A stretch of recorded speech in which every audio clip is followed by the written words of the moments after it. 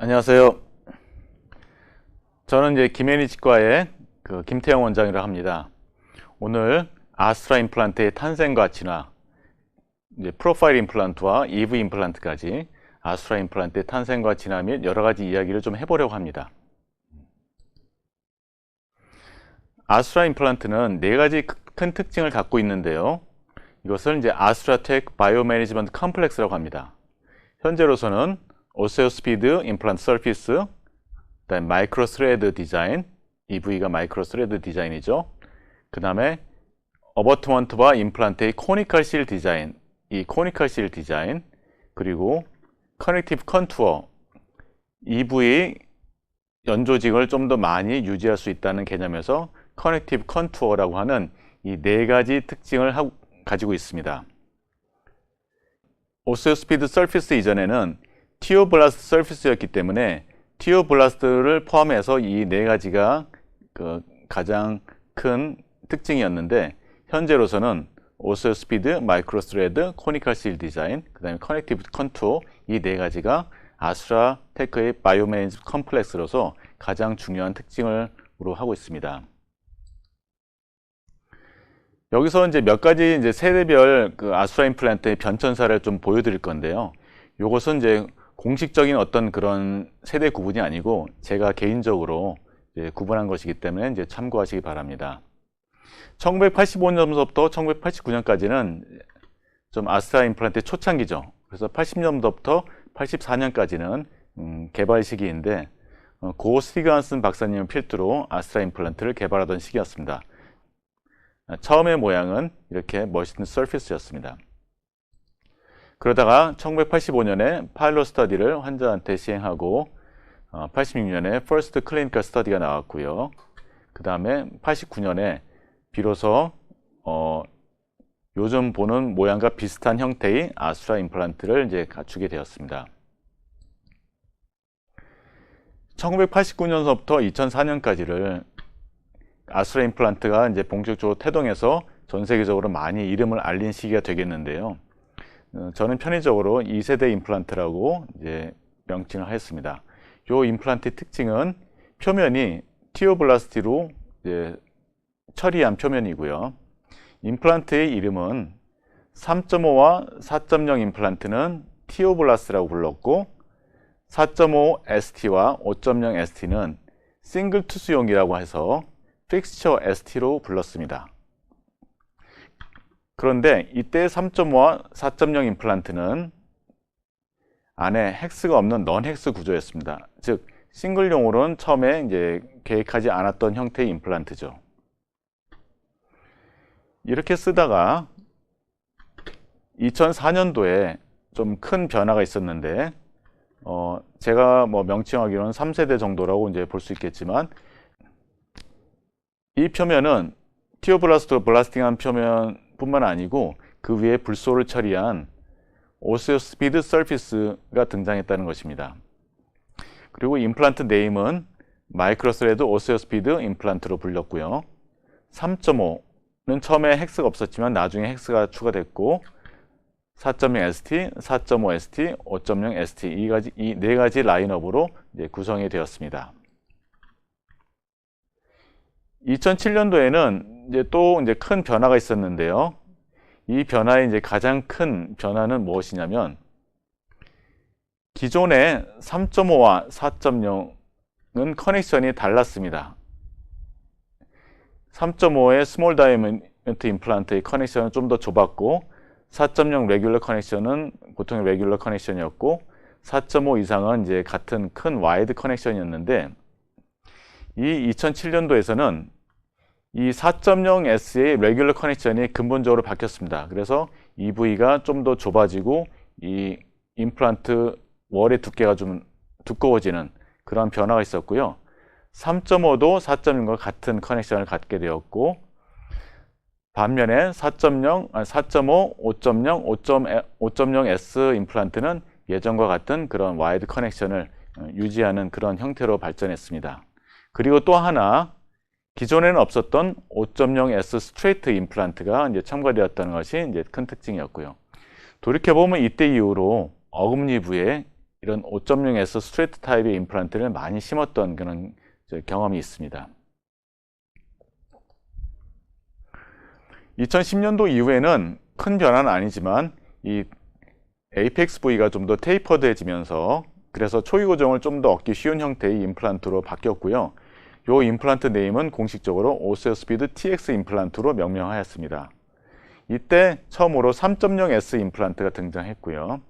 그래서 총 6가지 라인업에 4.0S의 6mm 길이 임플란트가 첨가됨으로써 숏 임플란트가 하나 첨가된 그런 변화가 있었습니다. 이때의 4.0S 6mm 임플란트는 싱글 임플란트에서는 이제 권장하지 않았고요. 이렇게 라인업이 바뀌었고요. 2011년도에 또 재미난 형태의 임플란트가 이제 추가되었는데 이 임플란트의 상부 구조 형태가 평평한 것이 아닌 이 경사진 형태의 임플란트가 나왔던 것입니다. 그래서 이 임플란트를 오스테오스피드 TX 프로파일 임플란트로 명명하였는데요. 이것은 4.5와 5.0, 5.0S 임플란트에서 각기 이런 경사진 형태의 임플란트 구조를 가짐으로써 치족을 해서 경사진 뼈에 이렇게 맞춰서 심게 되면 아주 좋은 그런 결과를 보여주는 재미난 형태의 임플란트입니다. 저 개인적으로도 2014년 9월에 이 임플란트를 우리나라에서 가장 최초로 시술한 이후로 아스트라 임플란트에서도 좀 애정하는 그런 형태의 임플란트가 되었습니다. 드디어 2014년도에 아스트라 임플란트의 아주 큰 변화가 있었습니다. 그것은 이제 제가 6세대로 명명을 했지만 이것은 뭐 제가 편의상으로 명명한 세대고요. 그 기존의 아스트라 임플란트와는 완전히 다른 형태의 오스테오스피드 EV 임플란트가 출현했는데요. EV는 이볼루션의 약자입니다. 이 임플란트는 보시다시피 기존의 3.0, 3.5, 4.0, 4.5, 5.0 임플란트와는 다른 라인업을 갖고 있습니다.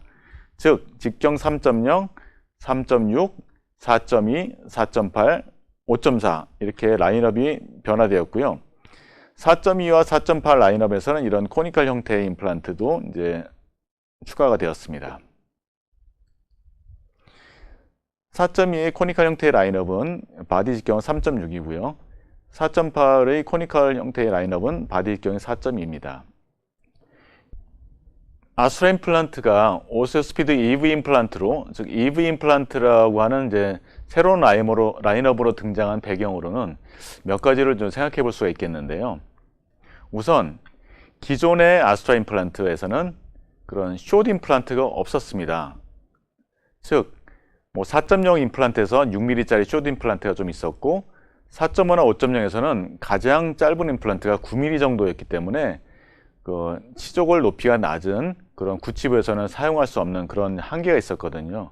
그래서 아스트라 임플란트의 이런 커넥션 구조를 완전히 바꾸지 않는 한 그런 숏 임플란트를 만들 수가 없었기 때문에 EV 임플란트라고 하는 새로운 커넥션 형태의 임플란트를 개발함으로써 이런 숏 임플란트를 라인업에 첨가한 것이 이게 이제 가장 큰 특징 중에 하나가 되겠고요. 그리고 치족골 폭경이 다양한 형태에서 잘 적용할 수 있도록 3.0, 3.6, 4.2, 4.8, 5.4 이렇게 여러 가지 라인업을 이제 추가한 것이 또 큰 특징이 되겠습니다. 그리고 또 이제 우리나라에서는 쉽게 사용할 수 없는 형태의 지대주지만 서양에서는 이제 이런 아스트라 임플란트에 지르코니아 어버트먼트를 많이 사용하고 있습니다. 실제로 제가 들은 바에 따르면 닥터 노엘 켄이라고 이제 독일의 또 유명한 아스트라 임플란트로 유명한 치과 의사 선생님이 계시는데 그분이 이제 내한했을 때 이제 대화를 나눈 적이 있어요. 그분이 자기 증례의 80%를 지르코니아 어버트먼트를 사용한다고 하거든요. 그렇지만 이제 저는 이제 우리나라에서는 그것은 현실적으로 불가능하다. 그렇게 해서 이제 좀 대화를 했었던 적이 있었는데요. 그렇게 이제 구치부에서도 지르코니아 어버트먼트를 많이 사용할 수 있게 하기 위해서는 이 임플란트와 지대주 이 커넥션이 지대주가 깊게 들어가는 딥 커넥션이 반드시 필수적입니다. 그래야지 이부에서의 지르코니아 어버트먼트의 두께를 증가시킬 수 있기 때문에 그런 환경에서만 구치부에서도 지르코니아 어버트먼트를 쓸 수 있거든요. 그래서 아스트라 임플란트가 오세오스피드 EV로 진화함으로써 이런 다양한 형태의 커넥션을 갖고 그 다음에 직정이 넓어질수록 커넥션이 깊어지고 EV 두께가 지대주 두께가 두꺼워진 그런 형태의 임플란트를 개발한 것은 지르코니아 지대주를 이제 쓰기 위한 그런 포석도 있지 않을까 이제 그렇게 생각하고 있습니다. 그러나 이제 우리나라 상황에서는 맞지 않죠. 우리나라에서는 이제 지르코니아 어버터먼트를 이제 함부로 쓰면 안 된다는 건 여러분들이 잘 아실 거예요. 오세오스피드 EV 임플란트가 2022년도에 좀 마이너한 변화를 겪게 되는데 이 스레드 부위를 좀 더 깊게 함으로써 에이피컬 커팅 프로퍼티를 증가시키고 그 다음에 오스테오토미 후에 초유 고정을 좀 더 원활하게 얻을 수 있는 그런 디자인으로 이제 변화하였습니다. 이것을 공식적으로 아수라테크 임플란트 EV로 부릅니다. 아수라 임플란트가 국내산 여러 임플란트와 결정적으로 다른 점이 있는데 물론 이제 표면이라든가 임플란트 디자인이라든가 여러 가지 그런 점도 다르지만 가장 크게 결정적으로 다른 점이 있습니다. 그게 무엇이냐면 대부분의 국내산 임플란트는 임플란트와 지대주에 연결되는 이런 커넥션 부위가 레귤러 커넥션입니다. 즉 스몰 다이아몬드 임플란트든 와이드 다이아몬드 임플란트든 이 임플란트 커넥션은 거의 변하지가 않습니다. 그런데 반해 아수라 임플란트는 스몰 다이아몬드 임플란트에서는 이 커넥션이 좁지만 와이드 다이아몬드 임플란트, 즉 4.5, 5.0이 되면 이 임플란트 커넥션이 깊어지는 그런 딥 커넥션 구조를 가진다는 게 가장 결정적으로 다른 점입니다. 최근에 많이 사용하는 EV 임플란트에서는 와이드 다이아몬드 임플란트에 속하는 4.8, 5.4에서는 이것보다 더 커넥션이 좀 깊어지는 그런 특징을 갖고 있는데요. 국내산 임플란트에서 이런 지대줄 연결했을 때 이런 커넥션을 보게 되면 이 정도는 레귤러 커넥션이라고 하는데 아스라의 와이드 다이아몬드 임플란트에서는 이런 지대주에 연결된 커넥션이 딥 커넥션이므로 임플란트와 지대주가 연결됨으로써 교합력에 저항하는 그런 강도가 이런 딥 커넥션에서는 이런 레귤러 커넥션보다 훨씬 더 강한 그런 특징을 갖고 있습니다. 그럼으로써 이런 딥 커넥션을 갖고 있다는 것이 아수라 임플란트와 다른 비슷한 형태의 국내산 임플란트의 가장 큰 차이점이라고 할 수 있습니다. 아수라 임플란트는 이제 제가 개인적으로 사용한 지는 25년째가 됩니다. 그만큼 이제 아수라 임플란트의 초창기 라인업서부터 지금까지 이제 다양한 그 임플란트를 다 심어봤는데요. 이런 이제 아수라 임플란트를 현실적으로 이렇게 많이 쓰기에는 좀 어려운 점이 있습니다. 물론 이제 우리나라 임플란트 수가도 워낙에 이제 많이 낮아진 것도 이유가 되겠지만 임플란트가 좀 더 심기가 좀 힘들고 조금 까다로운 점이 좀 있기 때문에 여러 선생님들이 좀 현실적으로 접근하기가 좀 어려운 점이 있는데 그런데 이제 그 아수라 임플란트, 특히 EV 임플란트에서 임상에서 아주 요긴하게 쓸 수 있는 몇 가지 케이스가 있습니다. 그래서 그런 것부터 접근을 해보시면 EV 임플란트를 이용하시는데 도움이 되지 않을까 싶어서 몇 케이스를 좀 보여드릴 텐데요. 이런 이제 하악 구치부 37번 부위입니다. 보시다시피 그 치조골 높이가 7몇 mm밖에 안 되기 때문에 현실적으로 한 6mm짜리 정도밖에 심을 수가 없고요. 골폭은 좀 조금 넓긴 하지만 아주 제한적인 형태의 치조골 형태를 가졌고요. 그래서 EV 임플란트 4.8 직경이 6mm짜리 심기로 했습니다. 임플란트 심은 다음에 3개월 정도 후에 지대줄 연결하고 잠정 수모를 시작해 주었고요. 뭐 한두 달 후에 이제 최종 지르코니아 크라운을 시작해 준 사진입니다. 이때가 이제 17년도 말이었는데요. 그 이후 거의 이제 한 8년 정도 가까이 지나서 최근 사진입니다. 보시다시피 임플란트와 지대주 주변에 치조골이 자라 있고 안정적으로 유지되는 것을 볼 수 있는데요. 보시다시피 크라운 임플란트 레이셔도 1:2 정도로 매우 불리한 역학적인 그런 형태를 갖고 있잖아요. 그럼에도 불구하고 아수라 EV 임플란트는 이 딥 커넥션에서 오는 그런 강력한 그런 구조가 이런 불리한 상황에서도 임플란트 어버트먼트가 자꾸 풀리거나 임플란트가 부러지거나 그런 일이 발생하지 않고 이것을 유지시켜주는 아주 큰 특징을 가지고 있습니다. 반대로 이제 사각구치부에서도 심은 증례를 보여드리겠는데요.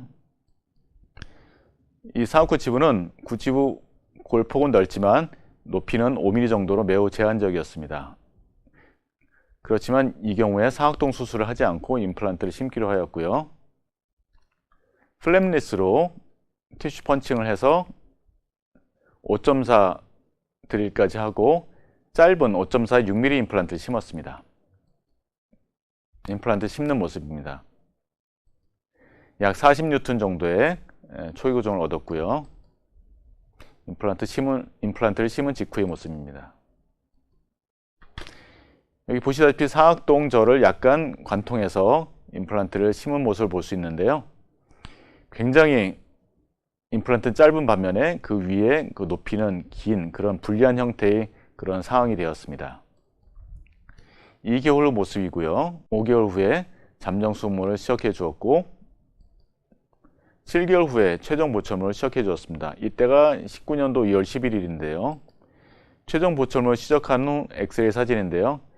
길이 6m의 짧은 임플란트에 비해서 지대주와 크라운 길이가 굉장히 길음으로써 크라운 루트 레이셔가 아주 불리한 그런 상황이지만 이런 경우 제가 많은 경우 시술을 해봤을 때 매우 안정적으로 오버톤스클 루스닝도 거의 일어나지 않고 더더군다나 그럼으로써 발생할 수 있는 임플란트 파절이라든가 이런 것들은 단 한 번도 일어나지 않는 아주 좋은 그런 결과를 보여주고 있습니다. 그럼으로써 기존의 다른 비슷한 형태의 어떤 그런 인터널 코니컬 형태의 임플란트에서는 이런 상황에서 임플란트를 심었을 경우에 지대주가 부러지거나 나사 풀림이 많이 일어나거나 아니면은 임플란트가 부러지거나 그런 경우가 발생할 수 있지만 이런 아수라 EV 임플란트, 짧은 임플란트에서는 그런 경우가 거의 발생하지 않고 아주 환자 만족도도 우수하고 원장님도 만족하실 만한 그런 결과를 많이 보여준다는 그런 특징이 있기 때문에 처음에 아수라 임플란트를 EV 임플란트를 사용하실 경우에는 이런 좀 안 좋은 경우에 한두 케이스 사용해 보시면 좋은 결과를 경험하실 수 있을 겁니다. 그런 반면에 아수라 EV 임플란트는 또 조금 쓰기가 어려운 경우가 있는데 그런 경우는 이제 전치부라든가 소고치부에서 임플란트 심고 뭐 얼리 로딩을 한다든가 이미디얼 로딩을 한다든가 그런 경우에는 이 임플란트 형태 자체가 좀 스트레이트하고 테이퍼드하지 않기 때문에 초기 고정을 강하게 엮거나 하는 데서는 좀 불리할 수 있기 때문에 그런 경우는 좀 어려움이 있다고 하겠습니다. 이제 그런 경우를 제외하고 이런 구치부에서 좀 사용해 보실 것을 이제 추천해 드리는 바입니다. 감사합니다.